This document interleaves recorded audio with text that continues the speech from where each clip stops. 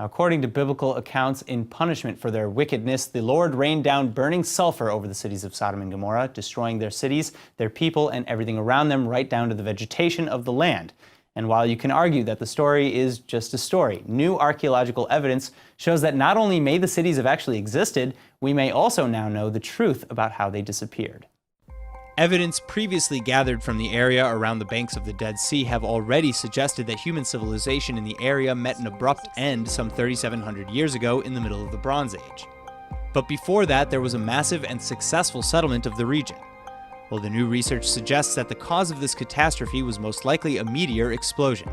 Using a similar blast in Siberia in 1908 as a model, researchers at the Tal el-Hammam excavation project in Jordan were able to deduce that a high-heat explosion north of the Dead Sea instantaneously devastated approximately 500 square kilometers, and that an estimated 40,000 to 65,000 people would have been killed in the blast.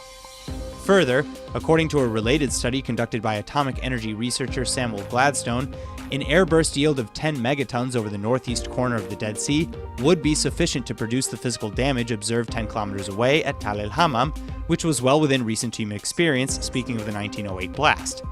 Therefore, the destruction not only of Tal el-Hammam but also its neighbors was most likely caused by a meteoritic airburst event. Now, how do we know this is Sodom and Gomorrah, though? But researcher Dr. Stephen Collins, who's also been looking into the Tal el-Hammam site for years, says the Bible references the location of these ancient cities and that Tal el-Hammam both fits the geographical description and the historical accounts.